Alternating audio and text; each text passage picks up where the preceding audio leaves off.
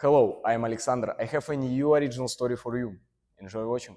They left Mira beside the black altar because they wanted the darkness to finish what their cruelty had started.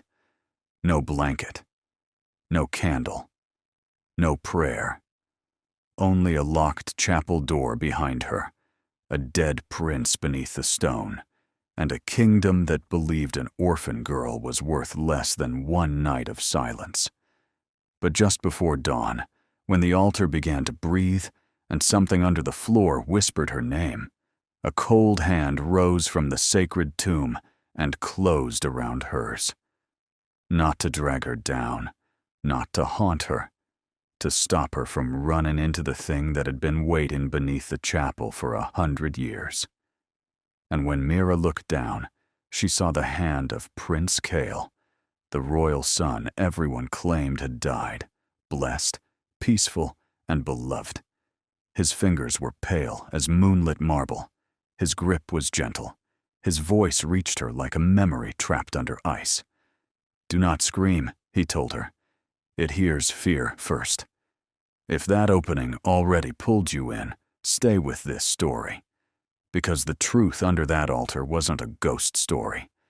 It was a royal secret.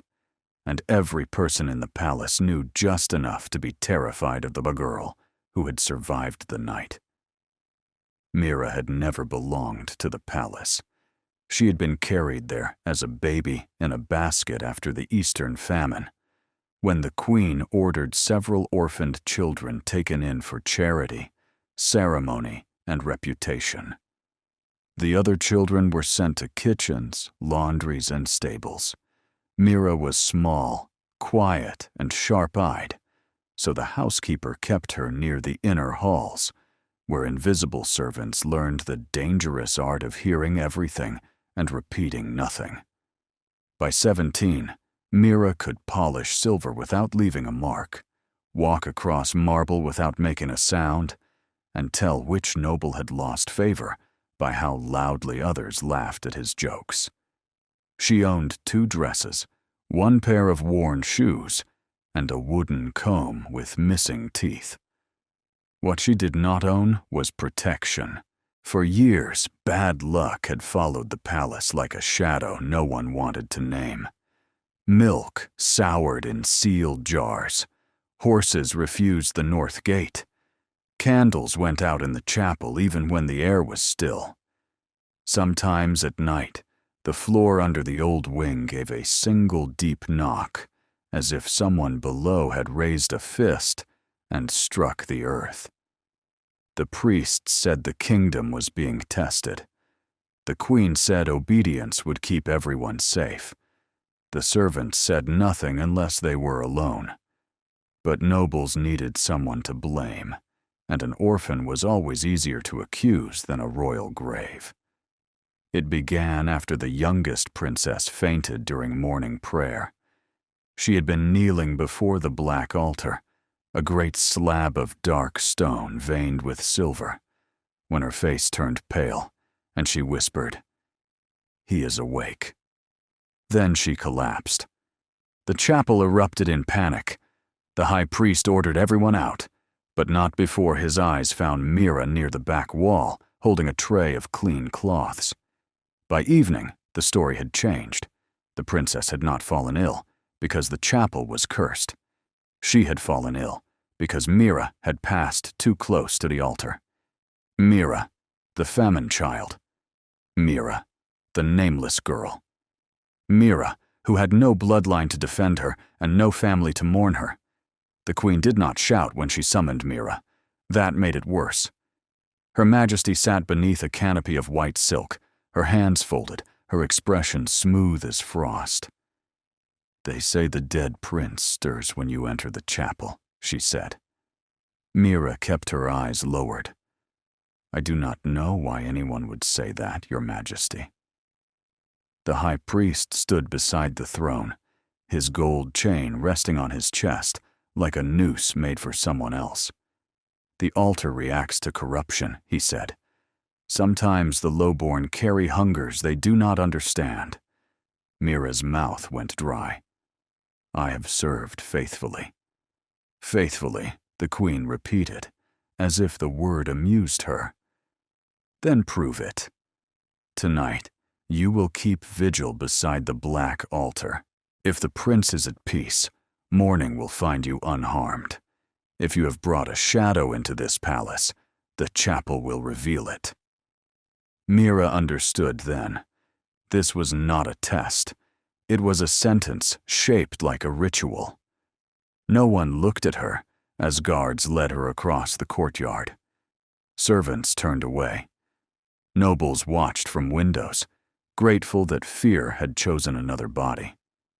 At the chapel steps, old Sister Lena pressed something into Mira's palm without meeting her eyes.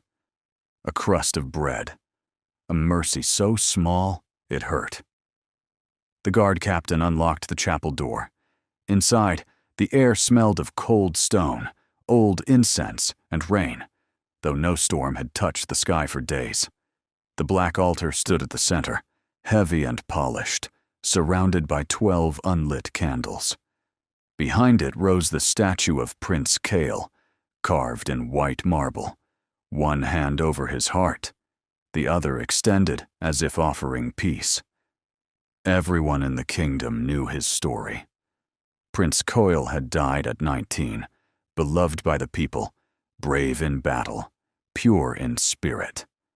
The royal family had built the black altar over his tomb, so his sacrifice would bless the kingdom forever.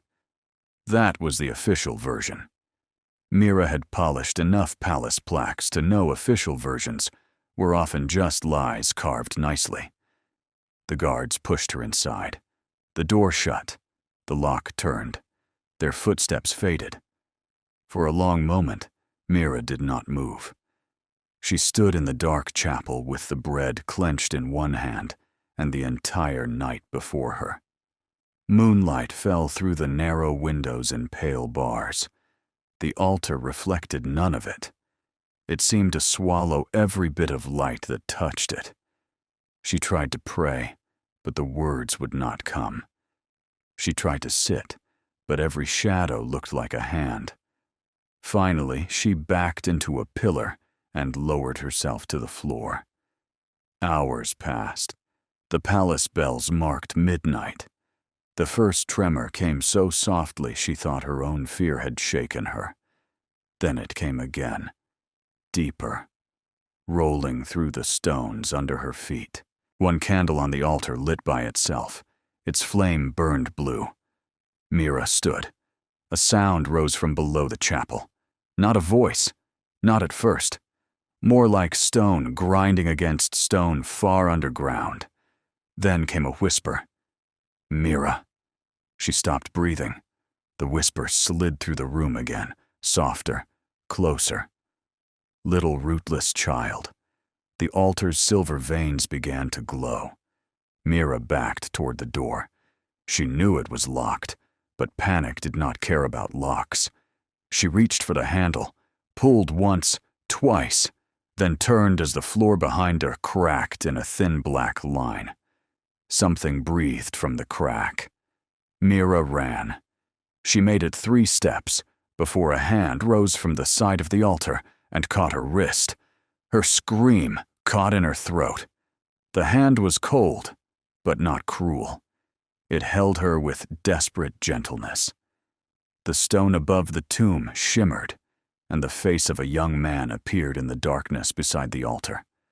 Not fully alive, not fully dead. His features were the same as the statue's, but thinner, wearier, and more human. Silver light trembled around him like mist. "Do not run toward the door," he said. "That is where it wants you." Mira stared at him, unable to move. "You are Prince Cael," she whispered. His mouth tightened. "I was." The crack in the floor widened. A warm, rotten breath spilled through the chapel. Mira heard the whisper again, but now it was angry. "Mine." Prince Cael pulled her closer to the altar. "Put your palm on the stone." "Why?" "Because if you do not, it will learn the shape of your fear and wear it like a key." That made no sense, but the thing beneath the floor was breathing faster. Mira pressed her palm to the black altar. Pain flashed through her hand, bright and cold. The prince placed his hand over hers. The chapel vanished. Mira saw a memory that was not hers. A younger Prince Cael stood in the same chapel, alive, dressed not for burial, but for a secret journey. His face was bruised. His hands were bound. The queen, younger then but no less cold, stood with the high priest and 3 nobles in red ceremonial robes. Around them knelt children. Not royal children, kitchen boys, stable girls, orphans, servants, the unwanted. The black altar was not yet an altar. It was a door. Beneath it, something vast moved in darkness. The high priest raised a blade, but not toward Cael, toward the children. No, Mira whispered. The memory shifted. Cael broke free. He threw himself across the altar, knocking the priest aside. The thing below surged upward, hungry and furious.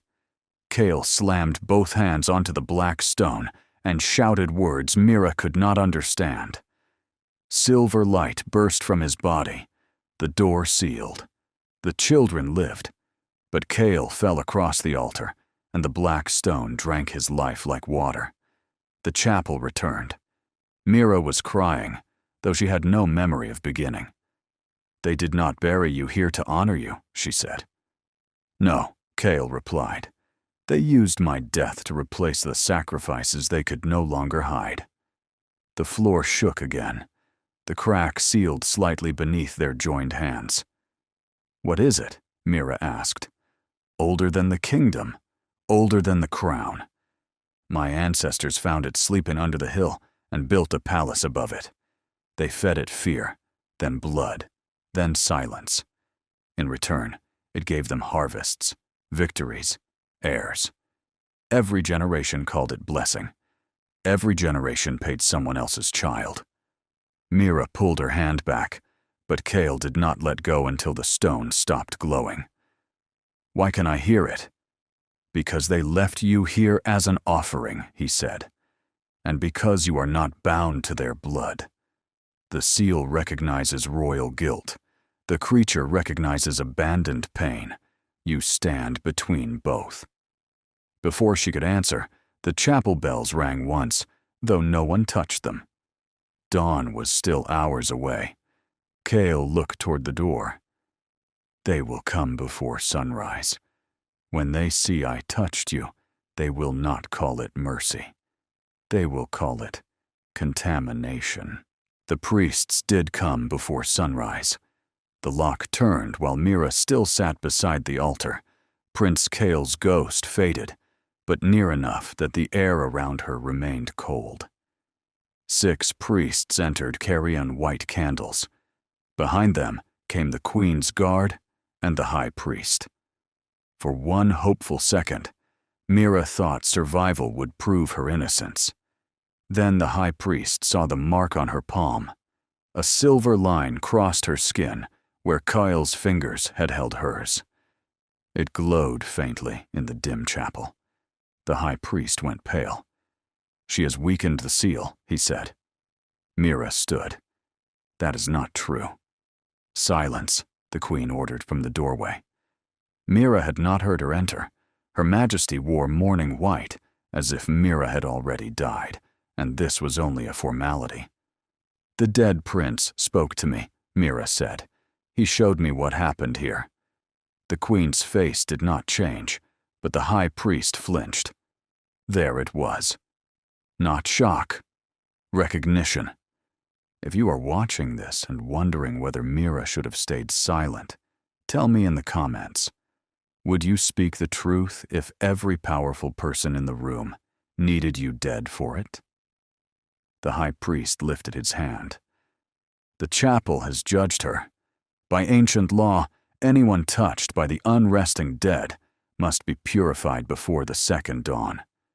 Purified meant executed. Everyone knew it.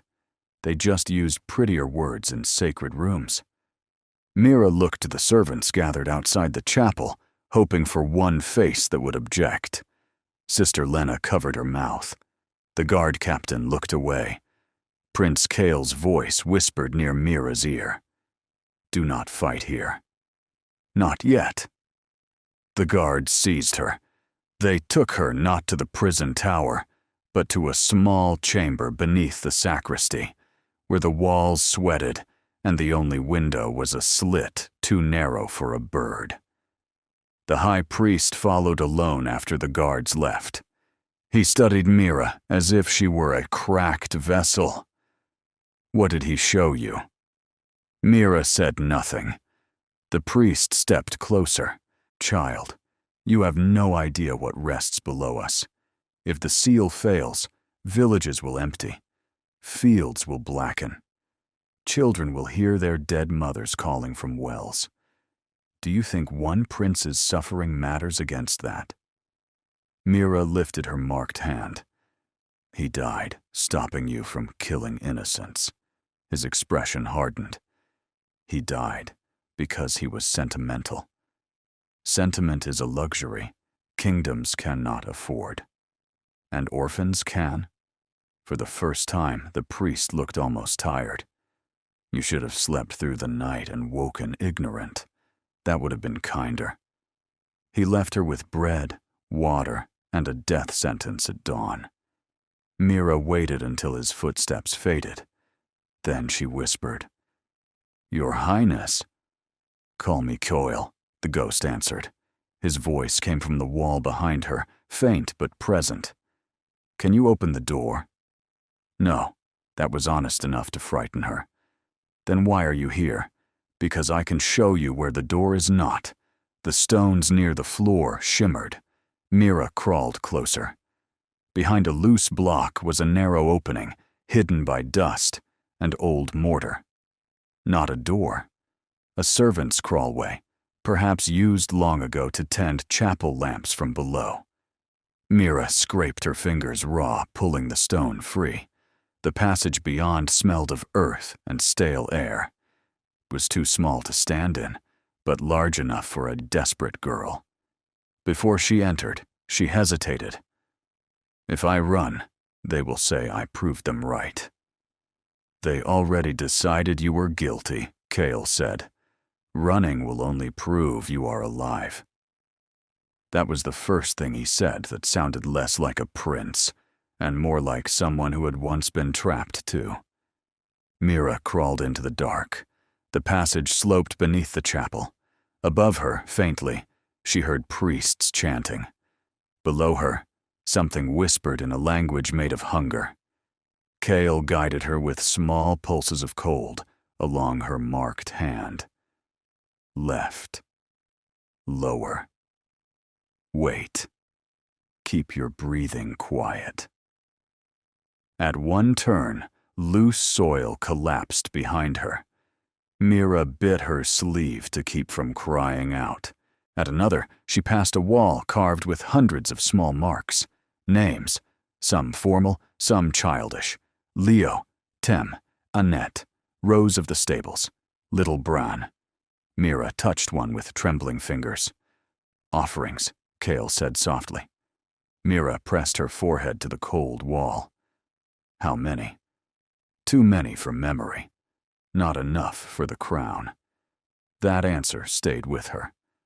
The tunnel opened into a forgotten chamber beneath the palace. Roots pierced the ceiling. Old ceremonial bowls lined the walls, cracked and dry. In the center stood a smaller version of the black altar, unfinished and rough, like the first draft of a terrible idea.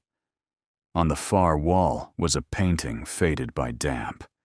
It showed the first king kneeling before a dark shape under a hill, not fighting it, bargaining with it. Behind him stood priests with covered faces. Before him stood children holding flowers. Mira felt sick. "They called it the Covenant of Stone," Cael said. "The royal family tells the public the first king defeated a monster here. That is the song sung at festivals. The truth is, he made an agreement.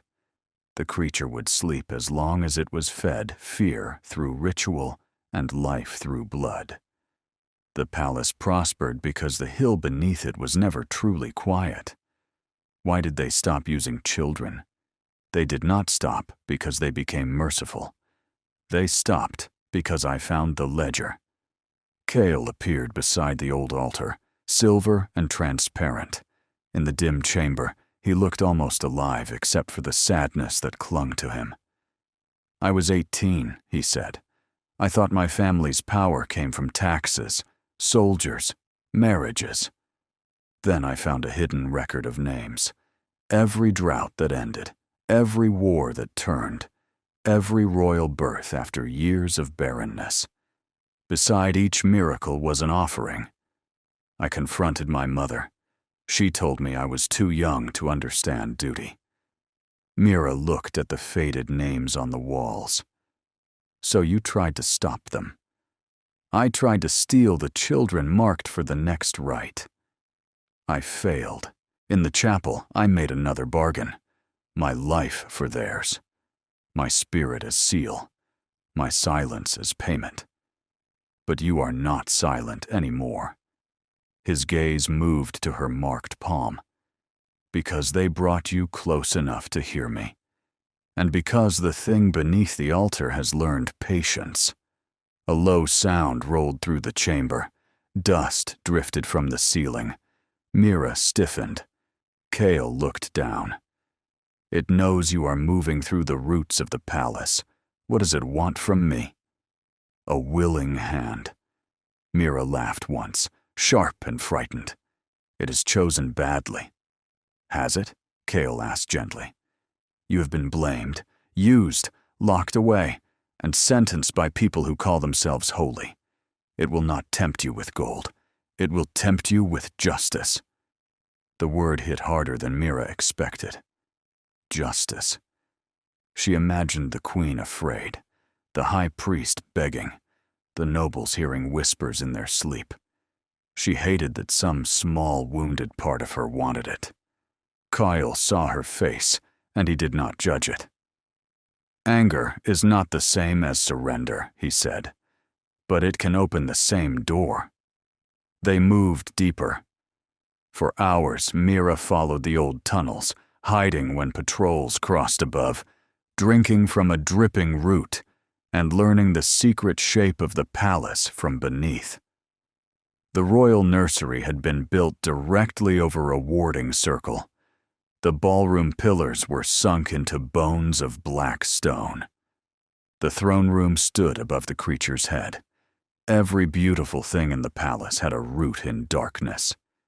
Near midday, they reached a collapsed archive. Shelves had rotted. Scrolls lay fused by damp. But a stone chest in the corner remained sealed with royal wax. Cael stared at it. "My father kept the oldest rites there. Can you open it?" "No, but you can." Mira looked at the royal seal. "I am not royal." "No," Cael said. "That is why it may answer you differently." Mira pressed her marked hand to the wax. The silver line in her palm warmed. The seal cracked. Inside lay a book bound in dark leather and a ring made of dull white metal. Mira opened the book carefully.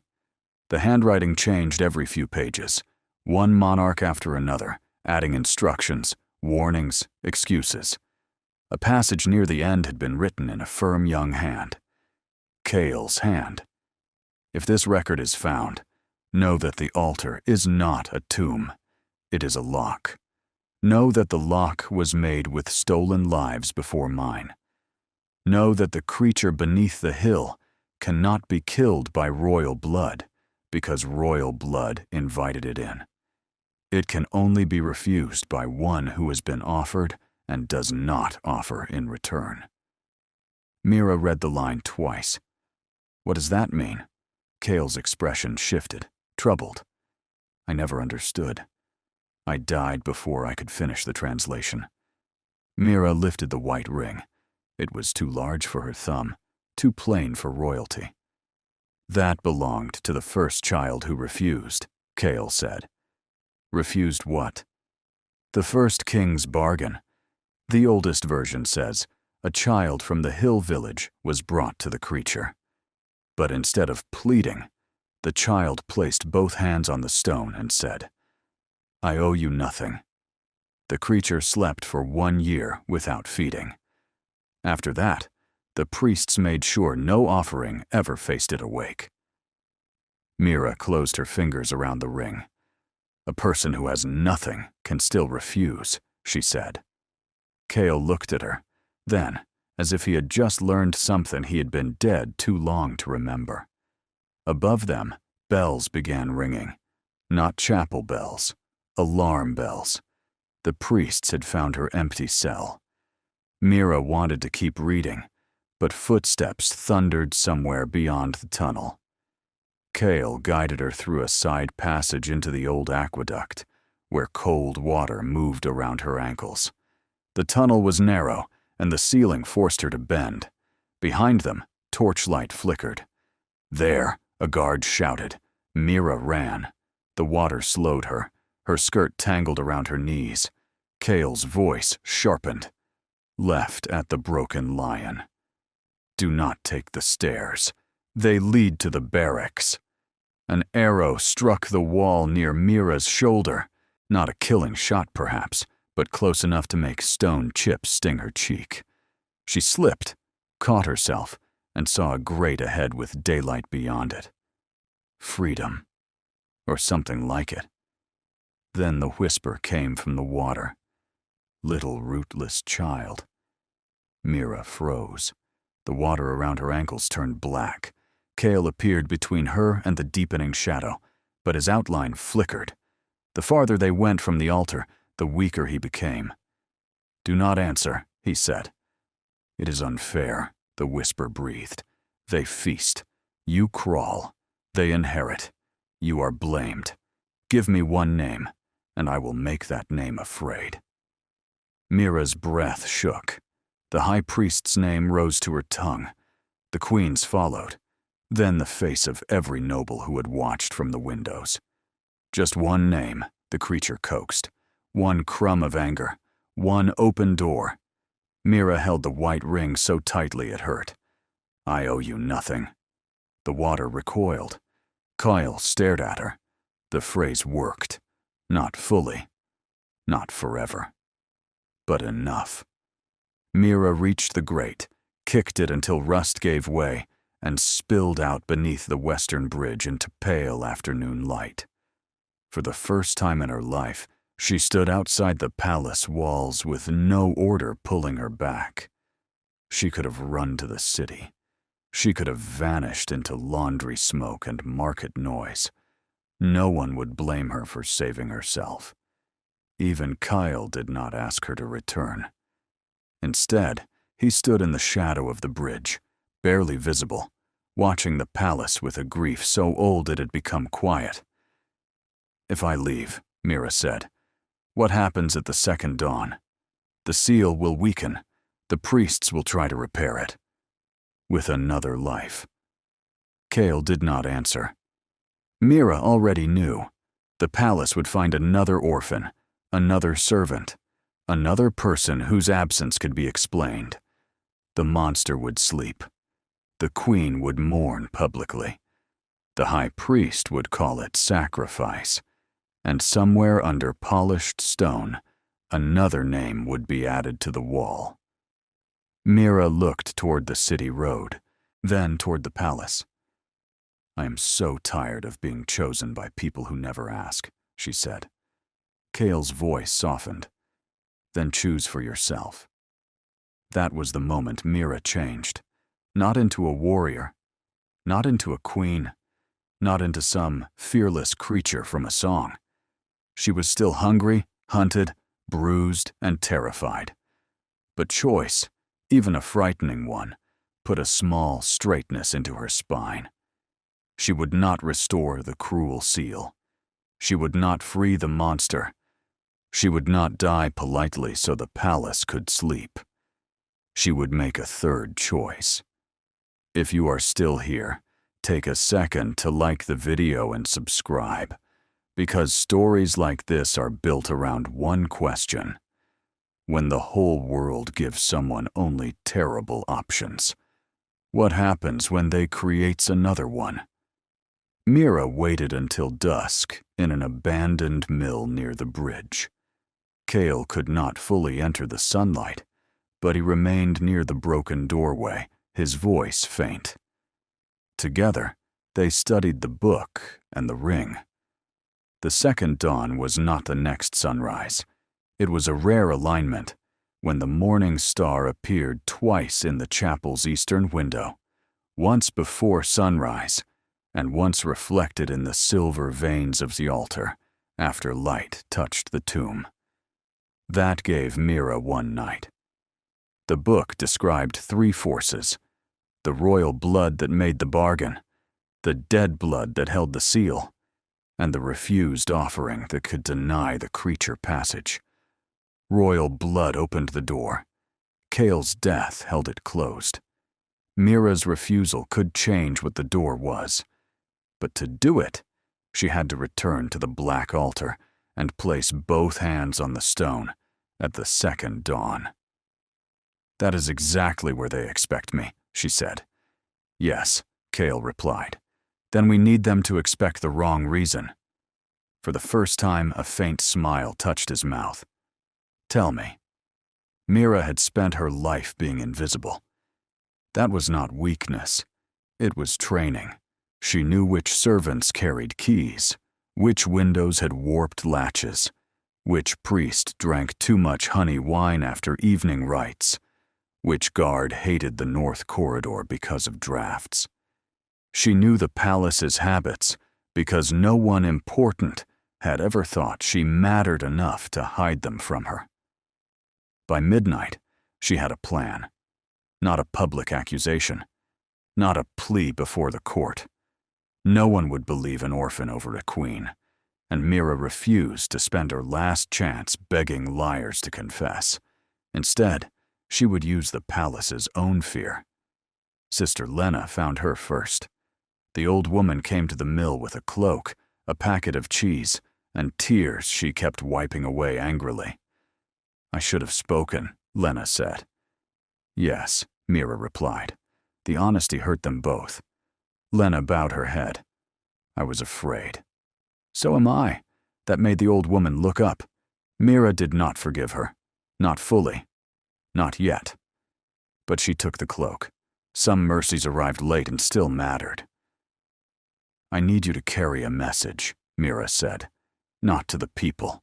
To the kitchen children, the stable boys, the laundry girls, anyone without a family name.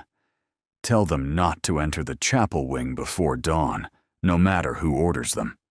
Lena paled. "They are choosing another? They will try. I will tell them." "And one more thing," Mira said. "Bring me lamp oil, mirror shards, and the blue chapel candles." Lena stared. "Why?" "Because fear listens at doors," Mira said.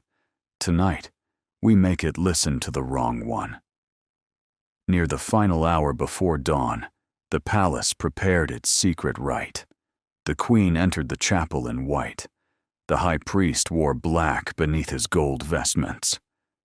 Guards brought a kitchen boy named Thomas, no older than 12, his face stiff with the effort not to cry.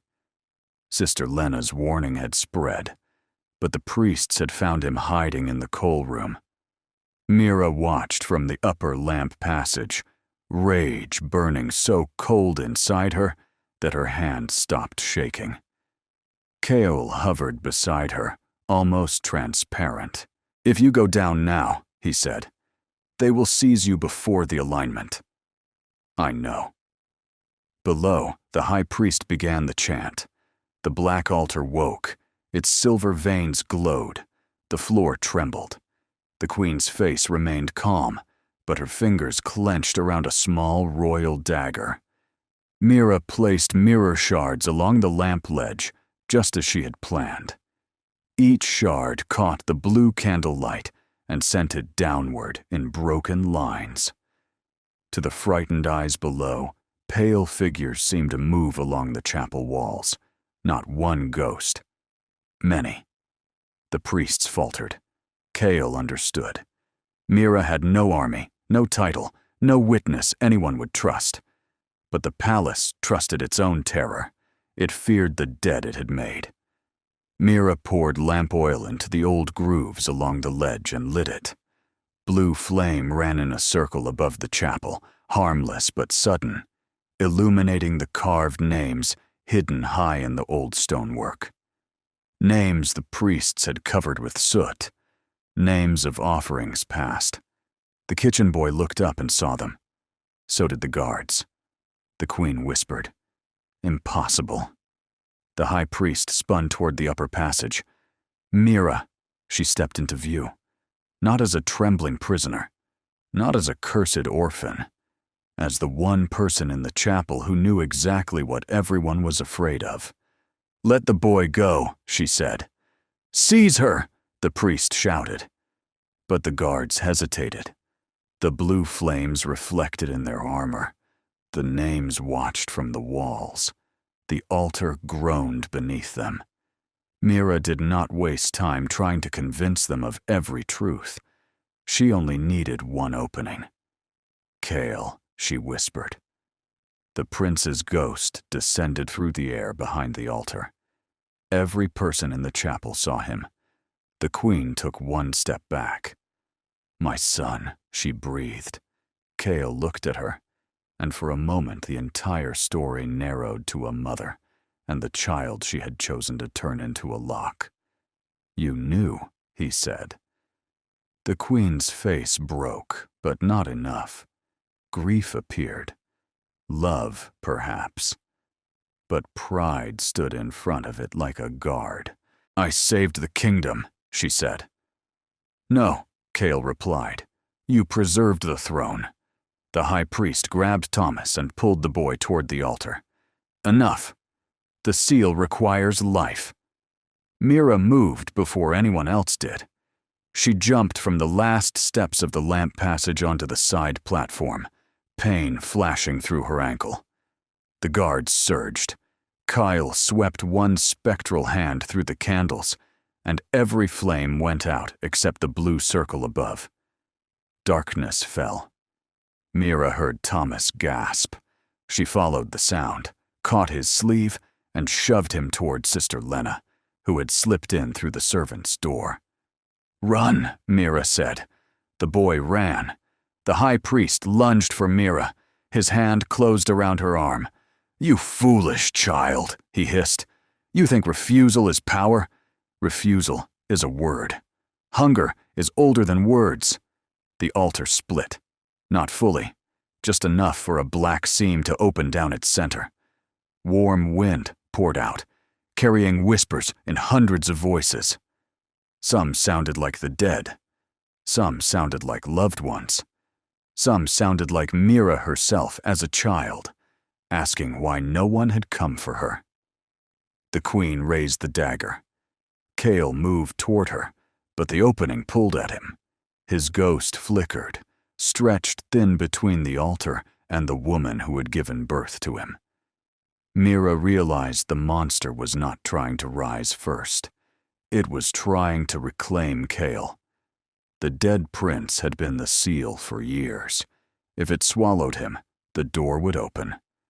Cael shouted her name, but his voice broke. The high priest smiled with terrible relief. "The prince will hold it again. That is enough. We can begin anew." "No," Mira said. She drove her elbow into the priest's side. It was not graceful. It did not defeat him like a hero's blow in a ballad. It simply surprised him long enough for her to tear free. Then she climbed onto the black altar. The stone burned cold through her shoes. The seam widened beneath her. The creature's whisper rose around her, tender now. Poor Mira. Used by the living. Needed by the dead. Step aside. Give me the prince. Give me the queen. Give me the priest. I will make them kneel inside their own dreams forever. Mira looked at the queen. For a heartbeat, she wanted to say yes.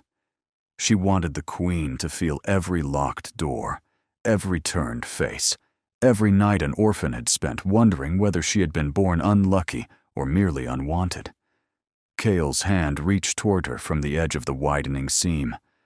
"Mira," he said, not commanding, asking. That mattered. Everyone in her life had used her fear. The monster used her anger. The priests used duty. The Queen used silence. Cael asked. Mira took the white ring from her pocket and slid it onto her thumb. It was too large, but when it touched the mark on her palm, it tightened as if remembering her. Then she placed both hands on the altar. "I was offered," she said. The chapel shook. I was blamed, locked away, and sentenced. The seam opened wider. Wind whipped her hair across her face. The monster's whisper sharpened. "Yes. Yes. Say their names."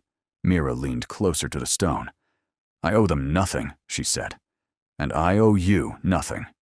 The altar screamed, not with a human voice, with stone, metal, root, and ancient hunger all tearing against a word it could not digest. The white ring flashed. The silver mark on Mira's palm spread into branching lines of light. Names appeared across the chapel walls, not carved now but glowing. Every child, every servant, every forgotten life that had been turned into a transaction. But this was not a public trial. There were no cheering crowds, no council rushing in to arrest the guilty. Only a small chapel full of terrified people watching a girl refuse to become another part of their machine. Cael's ghost broke free of the seam. Mira grabbed his hand. For one impossible moment, he felt almost warm. The creature pulled harder. The altar demanded payment. The old bargain searched for royal blood, dead blood, offered blood. Mira gave it none. She did not sacrifice herself. She did not sacrifice Cael. She did not name an enemy for the monster to devour. She refused. The black altar cracked from end to end. Beneath it, the darkness folded inward, not destroyed, not dead, but denied its path. The creature sank with a sound like 1,000 doors closing under the earth. The tremors faded. The blue fire went out. Morning light struck the eastern window. The second dawn appeared in the silver veins of the broken stone. And Prince Cael fell to his knees beside the altar, still a ghost, but no longer chained to it. Silence filled the chapel. The high priest stared at the cracked altar as if his god had failed him. The Queen looked at Cael. "My son." Cael stood slowly. "Do not call me that to save yourself." Her face crumpled, but he turned away. That was his punishment for her, and perhaps the only one he had strength to give. Not execution, not spectacle. Refusal. Mira climbed down from the altar. Her legs nearly gave out, but Sister Lena caught her. Thomas stood behind the old woman, safe, crying silently into his sleeve. The guards did not seize Mira. They did not kneel either. Real fear does not transform into justice in a single morning. Some looked ashamed. Some looked angry. Some looked toward the Queen, waiting for orders that did not come. The high priest tried to slip toward the side door. Cael lifted one hand. The broken altar's silver veins flashed, and every chapel door shut. "No," Cael said. "You will remain until the names finish appearing." That was all. No dramatic confession. No public collapse. Just a man forced to stand in a room with the evidence he had buried, unable to look away. By noon, the palace knew something had happened. Rumors spread faster than commands could stop them. The chapel wing was sealed. The Queen retreated to her private rooms and did not appear for 3 days. The high priest was confined by his own frightened acolytes. not because they had become brave, but because the altar no longer protected their lies. Mira did not stay to watch the palace decide what version of the truth it could survive. That surprised everyone except Cael. Sister Lena begged her to remain. The kitchen children clung to her skirt. Even the guard captain, shame-faced, offered to escort her to a safer room. Mira looked around at the marble halls, where she had spent her life being useful, silent, and disposable. "No," she said. "I am leaving before they learn how to turn gratitude into another cage." Cael stood near the chapel doors, pale in the afternoon light. His spirit no longer flickered when he moved away from the altar, but he was not free in the way living people were free. The palace had shaped his death. The hill had held his soul too long. "Where will you go?" he asked. Mira adjusted the cloak around her shoulders. "Somewhere, no one knows what I am accused of." "And what are you accused of?" She thought about it. Surviving, mostly. That made him smile, and the smile changed his whole face. For the first time, Mira could see the boy who had once risked everything for children, whose names history had tried to erase. At the outer gate, he stopped. "I cannot go much farther yet," he said. "Whatever I am now is still tied to the hill." Mira felt the words land heavier than she wanted them to. She had known him for one night and one day. That was all. But some bonds did not measure themselves by time. Some were made in locked rooms, in shared terror, in the moment one person held your hand without trying to moan it. "Will the creature return?" she asked. "Someday," Cael said. "Refusal closed this path. It did not erase what my family invited into the world." Mira nodded. That answer was frightening, but it was clean. She was tired of comforting lies. "Then I will learn more before someday comes. You should rest before becoming impossible." "I can do both." He looked down at their hands. He did not reach for her first. Mira did. His fingers were cold, but no longer deathly. The silver mark on her palm softened to a thin, pale line. "Thank you," he said.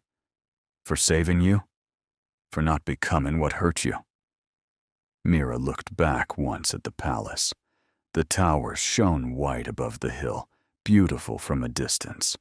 Beneath them, the broken altar would be surrounded by priests, guards, whispers, and fear. The queen would fight to keep her crown. The nobles would fight to keep their comfort. The truth would not become simple just because one girl had survived it. But Tomas was alive. The offering wall had spoken. Cael was no longer alone beneath the stone, and Mira was standing outside the gate by choice. That was not a perfect victory. It was hers.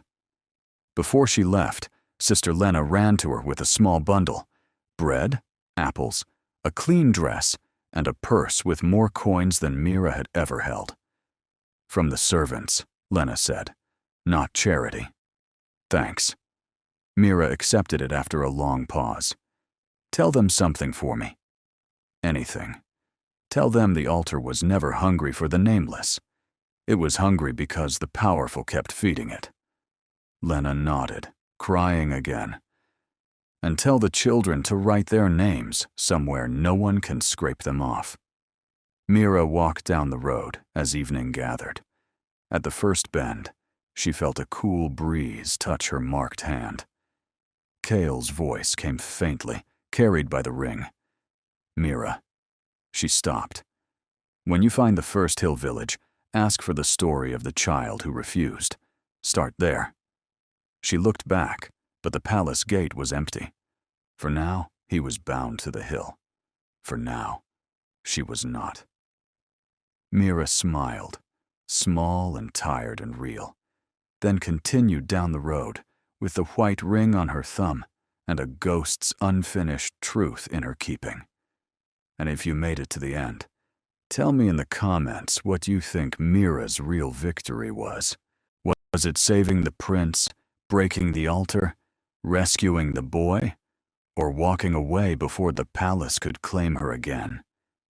Don't forget to subscribe for more emotional long-form stories like this. And remember, sometimes the most powerful thing a forgotten person can say is not a curse, not a confession, and not a plea. It is simply this: I owe you nothing,